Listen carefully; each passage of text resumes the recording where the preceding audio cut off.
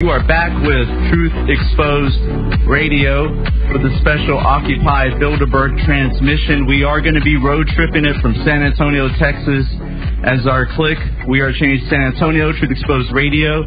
Going to mob it all the way through this nation and really get some great eyeful candies, sightseeing our country and what we fight for every week for 4 years now.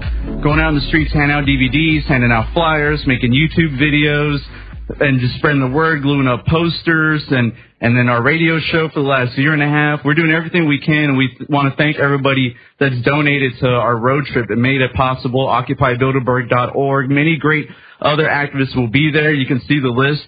The Truth of Berg attendees is now on the website. There's also now a shop available on Occupy Bilderberg, a T-shirt. We're scrambling with our own money just to get it done because everybody wants an Occupy Bilderberg shirt. So we're literally pulling into our own pockets to try to make shirts and for everybody to have. And we're going to take them to the event.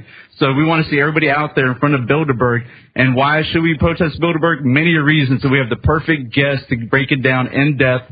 Great alternative media reporter working for Infowars.com, doing a great job with Alex Jones. Our guest is Dykes. And Aaron, thank you for coming on to Truth Exposed Radio. Thanks for having me, Matt, and all the other guys. It's great to be on with you. I want one of those T-shirts, too, because T-shirts speak volumes, as you know. Oh, yeah, totally. But listen, you should see the design for these things. I mean, right on the front here, totally lays out what it's all about. Occupy the real 1%, closer to the 0.01%, because I know that you guys have been saying this as well as we have since the very beginning of the Occupy movement. Hey, yeah, this is a really great movement. Let's use the momentum, but it's not the 99 versus the 1%. Let's go after the real 1%. Well, yeah, that's why I became a part of, as well as some other wax activists with Occupy San Antonio from day one to bring Infowars.com bumper stickers and DVDs to try to interject truth to these people who need it. And we used that catchphrase when we hung out with them, and everybody was holding up, anti-right signs, leftist signs. We had signs that said expose the real 1% and tagged out everybody on there. So that's what we're doing with this. And back to our guest, Dykes, and I didn't, and you know what? My bad. I didn't intro the other radio show hosts of this show. We got Cody Hess, CJ Gore, and Funkmaster 5. Go ahead. Hello. Yeah, totally. So listen, Aaron, right off the bat here, let's go ahead and do this for our listeners. Lay out the real foundations of the Bilderberg group. I mean, what they go back to. They got criminal elements from the very beginning. You got ex-Nazi members. I mean, this guy supported the Nazis once the Nazis fell. They said, hey, want me to start a Bilderberg group? Same old thing. Eugenics, world government. It's all the stuff that Hitler wanted. So why don't we let you go ahead and break that all down for us, man? Well, first of all, you really nailed it. This is not only exposing the 1%. I did the math one time. I didn't do it right before this show, but it's like the 0.0001% if you assume the superclass is 6,000 people, as one of their authors wrote. So there's lots of causes you could protest. This one is a lot of bang for your buck. You can believe these very high-powered members do pay attention when they protested because they like silence. They like no coverage, but that hasn't happened ever since Alex Jones and so much of the alternative blogosphere have been exposing them for the past 5 or 6 years. They've now spiraled into damage control, saying they're very benign and not much is going on. But the roots of the organization has to do with that post-war period. There was so much skullduggery going on in World War I and World War II as they tried to covertly set up world government, and this is very much a continuation of it. The reason you have Nazis and everybody else involved is because there were so many secret alliances going on between the U.S., the Dutch faction, the Russian and German factions, and basically how to transplant all those elites, keep the causes going, and so forth and so on. But Bilderberg is a merger of the Cecil Rhodes Roundtable groups that grew out of the City of London banking system in the latter part of the 1800s. And in that post-World War II period, it was a way to enliven NATO and the Atlantic Partnership between Europe and the United States and make sure they were strong allies while pursuing the world government. From the earliest days in the mid-50s and early 60s, the European faction set up the European Commission under the on the back of the coal deal they did and the other industrial deals to create a single community that later emerged into a political union and the currency union that we all know through the euro. Now, yeah, definitely. They definitely, I mean, they took over 30 years to create the euro. And, I've been talking to people about the North American Union. A lot of people haven't heard about this. So do you think the Bilderberg Group, they're definitely working on this, on the North American Union. Do you think they're going the same route as the euro, as the euro and the European Union, and really just doing it incrementally, almost like the frog method, just turning up the water, just putting it out here and there? What is like this last decade? What do you think's been on their agenda? Well, they do want a gradual, incremental phasing in of world government, but they're going to do it first through the 10 regions. You've seen the rise of the Asian Union in the past 10, 15 years. There's technically an African Union. They're breathing life into that now through their various AFRICOM missions. And yes, there's a North American Union.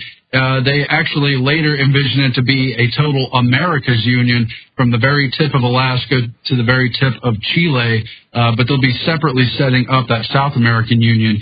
And you'll see all these regions of the world coming together.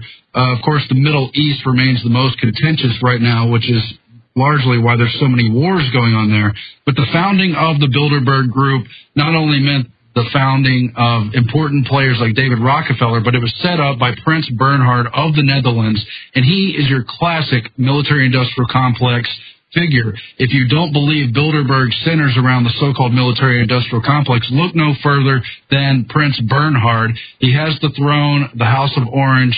At the time, he was a Nazi in World War II because he's of German lineage and he has kind of that title. He was in the SS Reiter, which was kind of an elite corps. They didn't actually do any battle. He was simultaneously on the IG Farben board, and he was simultaneously an officer in the Royal Air Force in England. So that is a lot of double dipping. And with some help from the Jesuit Joseph Redinger, he set up the Bilderberg Group to continue these conversations in secret. They first met in 1954, as you know, and haven't missed a beat since. But the group almost died in the mid-'70s when Prince Bernhard found himself totally embroiled in scandal over a Lockheed Martin scandal. They said, no, nothing happens at Bilderberg. There is no military-industrial complex. In fact, it later emerged he was meeting with Lockheed Martin people at the Bilderberg meeting. He was forced to resign from all of his top posts, more than 300 committee positions, including the World Wildlife Fund, which he and other top eugenicists set up many years ago as well. Well, and you have Queen Beatrix now attending, our regular attendee, along with Rockefeller and Kissinger. And people, I say this a lot of the time, Aaron, people who are not aware of this or who see their lives affected by this and are basically powerless are people who don't know their history. And you mentioned the Nazi roots and also when you look back in history, how many presidents, Aaron, have attended Bilderberg meetings? Yeah, it's quite a few because Bilderberg, of course, has a reputation as being a kingmaker. Clinton was a big one they chose because Clinton was governor of Arkansas, a relatively obscure state. He seemed to come out of nowhere, yet shortly after visiting with the Bilderbergs, he made it to the very top of the pyramid. The Bush circles also attended Bilderberg quite heavily. But more than just the presidents themselves, it's their advisors. You find that regardless of if it's a Republican or a Democrat in office, you've got the same Council on Foreign Relations members, always their advisors. The same Trilateral Commission, and on, all these groups come from the same cores of power. They're putting forward basically the same policies, and as we all know, there's hardly a dime's worth of difference between the two parties.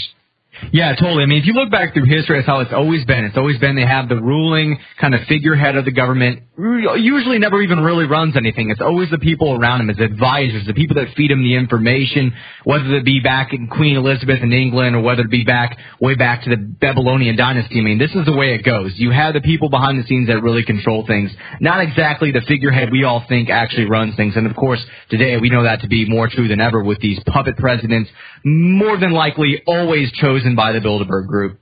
And if you're just tuning in, this is Truth Exposed Radio, special Occupy Bilderberg transmission. Our guest right now is Aaron Dykes of Infowars.com. The call-in phone number is 512-646-1984. We're going to have Aaron on for one more segment and Adam Kokesh right after that. And, Aaron, you brought up, and Funkmaster 5, before you brought up great points about, how, of course, Bilderberg it's by invite only. This is a VIP party for the power brokers. And if you look at history from on the record reports, John Edwards gave a speech there in 2004 and became the VP pick, and everybody's speculating if Rubio is going, and it's on the record that they're very influential, if not just choosing the vice president. So I want to throw in a little quick humor. What happened to Perry? He was invited 2007, reported by Dallas Morning News and also Austin TV channel on YouTube News Channel report. Rick Perry attended Bilderberg 07. We confronted him a WeAreChange San Antonio video. So Aaron, I want to get your opinion. What happened with him? He bust? Perry was trending, but this is a group that bets on all the horses in the race. They really don't care if someone gets caught in scandal and trips up and falls, which is basically what happened with Perry. Oh, yeah, totally getting, drunk on camera, doing his little appearances. I mean, some tracing it back to transvestite clubs. I mean, that's not a good puppet. He's got too much baggage. I mean, it's really funny. But, hey, that's funny. So they invest in all the horses, even the ones running on, 3 legs. And how do you have dirt on somebody if they don't do dirty stuff? Yeah, and it's not even that they bet on all the horses. They own all the horses. So it's Bilderberg. It's invite only. I mean, this is like the scout leagues trying to find the next NBA rookie. They are investing in everybody. Sometimes they're overhyped, picks, in their lottery of next up and coming elitists. And it's something I want to get into with you on the next segment, Aaron Dykes, about the next generation of power brokers attending Bilderberg over the last 5 years and currently. And there's a lot more stuff we want to go over with you in this next segment. Cody, yes. Yeah, totally. Before we get in that segment, we got about a minute left here. I want to get your take on this because, we've been discussing this before you came on. We've been, for the past couple of weeks, doing a huge Builder Jam the airwaves against all these mainstream hosts calling in, dropping Bilderberg Truth, dropping Occupy Bilderberg. Yeah, who all have we called, Cody? Yeah, we've called Combs, Savage, Dennis Miller, Tom Hartman, Rush Limbaugh, Ed Schultz. We've been, and every single guy, that actually even acknowledges you just dropped Bilderberg. They're like, well, what do we care? Well, who cares if they meet? And I want you to point out real quick, just in this last minute, of why we should be talking about Bilderberg Group. Prove these guys wrong. Is it just a bunch of rich guys getting together, having a cup of tea and playing some golf? Well, you've got the whole world government mechanism they've been using propaganda to sell us on. That's something they work on overtly, but as Zbigniew Brzezinski once talked about, you've got the overhanded and the underhanded model coinciding. So you got all these power players. Okay, it's just a tea party and a luncheon, but they're there, they're meeting, they're doing insider trading deals, and if you follow up on the individual members and do your research and homework, you find they're doing these insider deals at the meeting. Again, the Prince Bernhard thing is the perfect example. David Rockefeller himself admitted the group was almost destroyed because of his fallout and scandal, and I think it's activists exposing them and trying to point that out that helps bring them down. I think that is at least in part what happened with Rick Perry. Yeah, totally. Invade the mainstream right now. We got a week to Bilderberg. Invade the mainstream and during Bilderberg and say, hey, why aren't you covering this, guys? Be right back with Aaron Dykes. See the way that glass square illuminates the room. The way that glass box there illuminates you.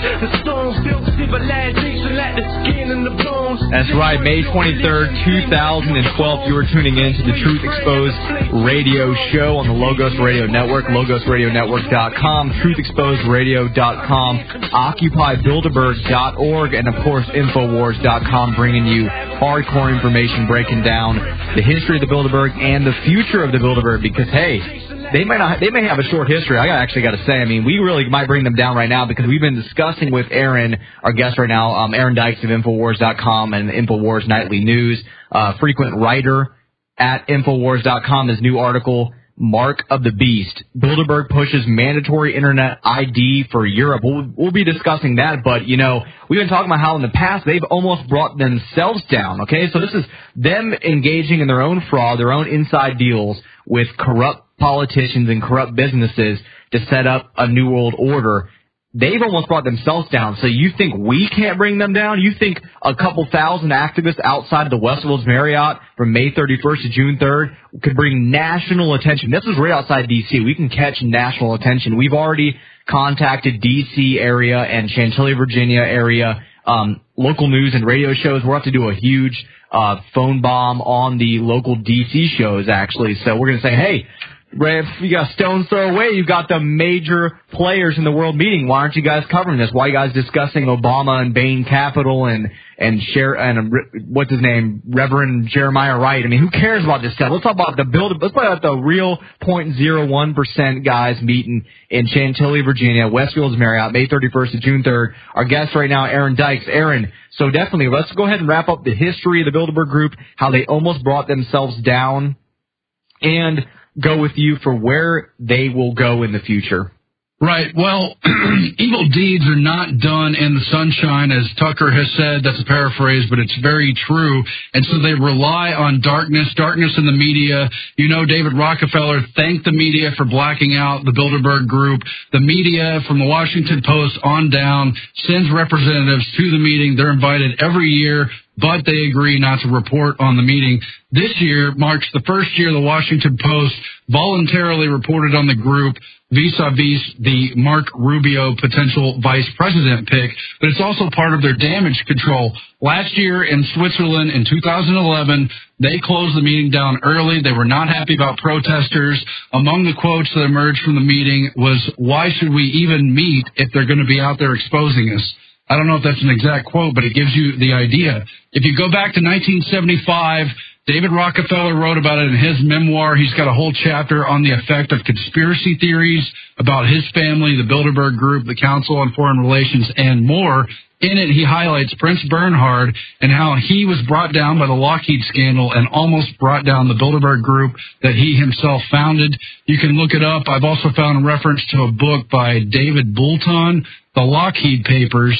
And the point is, they denied it. They said nothing was going on, but the evidence caught up with Prince Bernhard. He was scandalized, embarrassed. He had to step down from his royal positions there in the Netherlands. He had to step down from Bilderberg, distance himself from literally more than 300 very important committees that he served on or headed. Hey, and if I can throw this out there, this is Matt Medina of the WeAreChange SA Truth Exposed radio crew, and also to the listening audience, all the ladies and gentlemen listening, guys and girls, how can we replicate this and bring down the Bilderberg Group in this new empowered time that we live in with the media at our hands? How can we replicate this and expose? There's so many people that attend Bilderberg, and I think George Soros had to stop going to the meetings as well because he got caught in his own scandals. Look at that. We're having an impact, and I want to ask all the listening audience, all the activists out there, we all need to take action. We all need to unite and just info jam. There's so many info planes just flying into battle, X-Wings just armed and ready. This is a model we can replicate. How it's going to be done, we don't know at the time, but we want to start hearing people's ideas. Hey, Aaron, do you find it ironic that all these Occupies are coming here? Occupy Virginia Beach, Occupy Baltimore. There's even more. Occupy D.C. Occupy D.C. Do you find it ironic that George Soros really tried to co-opt the whole Occupy movement, and now they're coming over to us? Ironic or just scary. He seems to be behind everything from the Arab Spring to the AFRICOM moves in Central Africa and on and on. I mean, where does he not put his funds and try to steer things? And I want to say that it's a really positive showing of InfoWarrior activists is the fact that there were so many people that got involved with the Occupy movement from the beginning, just not knowing anything, just whatever standardized, institutional, Rockefeller-funded education ideas they had. And then InfoWarriors were there at all the Occupy rallies and have turned so many people around. I know like Danny Panzella is over there in Occupy New York, and Luke Radowski. Look how many people they've turned over to the bigger picture by being involved with Occupy. And think about all the Occupies everywhere. And that's what it shows. Yeah, you know, it might have been started by some elitists just like the internet, but then it backfires them because of the work of the activists. Yeah, the work of the activists can turn everything around. I mean, look, we're going to take over the airwaves. I mean, we need to send, this Friday, let's do this. We This keep calling all the radio shows. Calling them all. This Friday, we need a ultra info jam the airways. We need thousands we got an of people event on Facebook, so we need to answer that. But Aaron Dykes is our guest on Truth Exposed Radio, special Occupy Bilderberg broadcast. Cody Hess. Yeah, totally. So, Aaron, well, I tell you what, we got about 4 minutes left with you. We've talked about the history about Bilderberg. We've talked about where they came from, the roots, how it's just totally bathed in complete corruption and evil. Let's move on to the future. I mean, your new article out right now. They're making moves already in Europe and the European Union trying to get a mandatory internet ID. We had a caller in a few But this new article by you, Aaron, also ties in with the last few InfoWars Nightly News videos you have done that are on YouTube under different names I can't think of right now, but they had to do with the Bilderberg technocrats, and this all ties into, and it's painting a portrait of the elitists taking advantage of the internet. And your article goes really in depth, and we have you on air to break it down, brother. So yeah, I'll try to hit it as quick as I can. It was on Drudge Report today. The mark of the beast, Bilderberg pushes mandatory internet ID for Europe. So part of this larger clampdown on the Europe through PIPA, SOPA, ACTA, CISPA, you name it, they've been trying to curtail freedom on the web because they hate what it represents, and they want to control us, but not until they get us on a central cashless control grid with swipe cards or RFID or whatever it will be. The latest move is from a woman called Neelie Kroes. She's the EU's Digital Agenda Commissioner. That's a new position they created for her. And she wants a mandatory electronic ID system, so all your internet access, virtually all your commerce would be mandatory to have this electronic signature that's supposedly verifiable, even though it's very vulnerable, actually, to hacking. And many of the European countries are not even close to being aligned with this, but they want to try to get those countries together. And the bottom line is Neelie Kroes from the European Union has been to Bilderberg the past 6 or 7 years consistently without skipping a beat. Why? Because they're part of this larger cybercom agenda. Only a couple years ago, they created for the first time ever the Cyber Command, which launched an offensive cyber war against the internet, whoever those foes may or may not be. You've got all these hacker groups. Nobody can prove who they are. You don't know if they're government infiltrated or if they're total rebels. Meanwhile, you've got Facebook. You've got Google. You've got Microsoft and all the other big tech companies now attending Bilderberg. They're getting the invite. They've got members on the steering committee. Bill Gates is far past. He's already in the apocalyptic zone of running eugenics through his vaccinations and GMO foods. That's just where he grew out of the Microsoft Corporation. Meanwhile, Google is basically in bed with the CIA. You just had it released in the news that a judge will not officially disclose the fact that Google and the NSA are in bed together. They have ties. It's part of a spy program. Well, Eric Schmidt goes to Bilderberg every year. He got confronted last year walking down the hill. That's interesting. Meanwhile, the whole Facebook founders and funders all got invited to the meeting last year to present whatever it was they present, and just by coincidence, they took their IPO and went public this year, and it was a big pump and dump scheme, and it connects to so many intelligence assets and Bilderberg steering members, and they just cashed in on their investments, building up literally something that's trendy with no provable value. Yeah, totally. I mean, look, last year you had, the most record amount of people from the whole cyber world. And look what happened at the very start of 2012. You had PIPA, ACTA, CISPA, SOPA. How much more naked could it get that the founder of Napster, who made illegal downloading cool on the internet, now meets at Bilderberg with the cybercom general, Keith Alexander, who's trying to clamp down on the web and looking for any excuse to crack down and punish individuals. Well, George Carlin said such a badass point, Aaron. And man, I wish we go into it more. Hopefully in the future or even there. Hopefully we'll see you out there, Aaron, at Bilderberg. In a couple minutes we can do it. Otherwise, hopefully I'll see you in Chantilly, Virginia, along with everybody else. We're here to see you, Chantilly. We got Adam Kokesh coming up after this next break. But go ahead and fire out the websites, Aaron, real quick. We're at Infowars.com, and we just launched PlanetInfowars.com.